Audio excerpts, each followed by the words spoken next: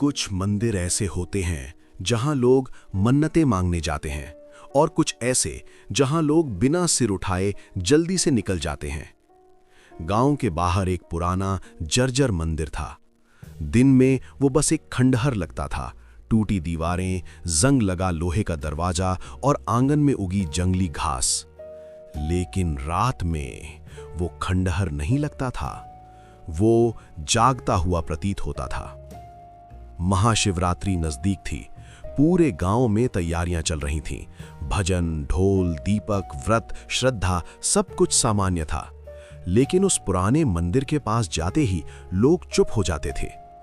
शहर से पढ़कर लौटा एक युवक जिसका नाम गोलू था, वो इन बातों पर विश्वास नहीं करता था। उसे लगा लोग बस अंधविश्वासी हैं। एक शाम उसने घर के बुजुर्ग से पूछा, वो पुराना मंदिर, वहां कोई क्यों नहीं जाता?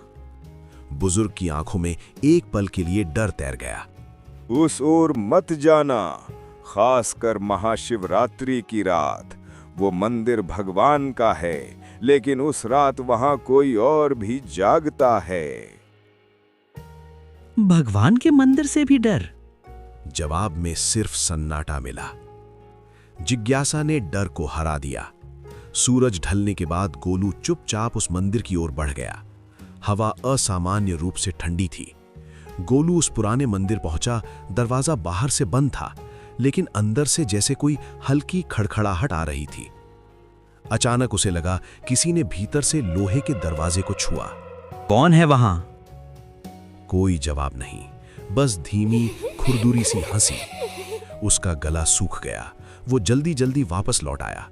लेकिन उस रात असली शुरुआत हुई। महाशिवरात्रि की रात।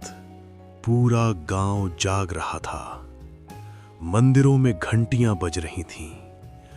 ओम नमः शिवाय की गूंज हवा में घुली थी।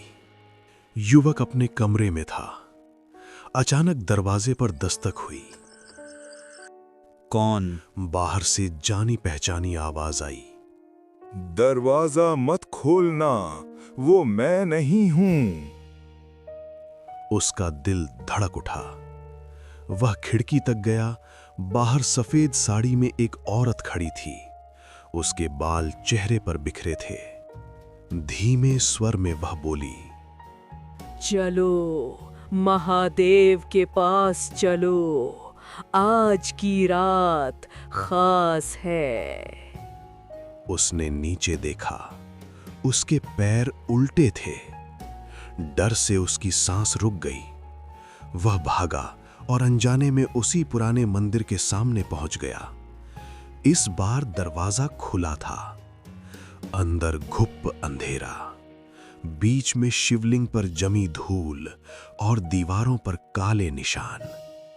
तभी पीछे से आवाज आई, तू आ ही गया, अब लौट नहीं पाएगा। एक लंबी काली परछाई धीरे धीरे आकार लेने लगी। युवक घबराकर शिवलिंग के पास गया।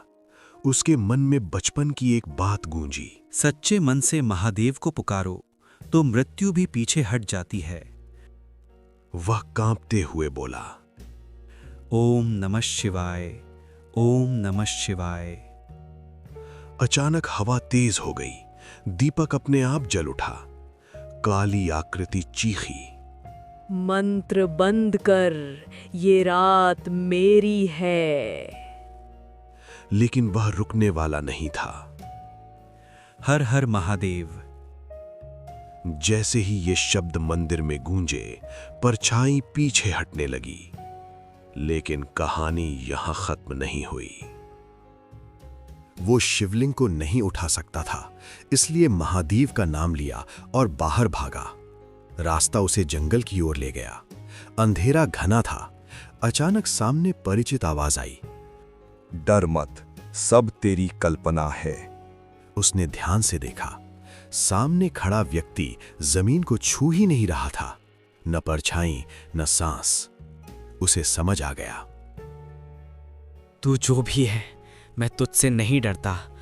महादेव मेरे साथ है। भयावह हंसी गूंजी। पेड़ हिलने लगे। हवा में सिसकियां भर गईं। मुझे न्याय चाहिए। मुझे मुक्ति नहीं मिली। आवाज पहली बार बदल गई थी। अब उसमें क्रोध से ज्यादा पीड़ा थी। धीरे धीरे सच्चाई सामने आई। सालों पहले एक औरत पर झूठा इल्जाम लगाकर उसे इसी मंदिर में बंद कर दिया गया था। उसे महाशिवरात्रि की रात ही जिंदा छोड़ दिया गया, बिना दया के। उसकी चीखें पत्थरों में कैद रह गईं। उसकी आत्मा हर महाशिवरात्रि को जागती थी, नफरत से नहीं, न्याय की तलाश में। युवक कांपते हुए बोला, अगर तेरे साथ अन्याय हुआ है तो आज मैं तेरे लिए प्रार्थना करूंगा। वो वापस मंदिर के भीतर गया, दीपक जलाया। महादेव, अगर ये आत्मा पीड़ा में है तो इसे शांति दीजिए। कुछ पल के लिए समय जैसे रुक गया, फिर अचानक हवा शांत हो गई, ठंडक कम हो गई। एक धीमी थकी हुई आवाज आई, आखिर किसी ने सुना।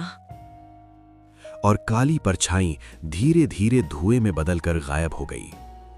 सुबह जब लोग वहां पहुंचे, पुराना मंदिर वैसा ही खड़ा था, लेकिन इस बार भीतर शिवलिंग के पास ताजे फूल रखे थे और वातावरण में भय नहीं, शांति थी। कभी कभी डर भूत नहीं होता, वो अधूरी पुकार होता है। और जब कोई सच्चे मन से महादेव को पुकारता है तो अंधेरा भी सिर झुका देता है। हर हर महादेव।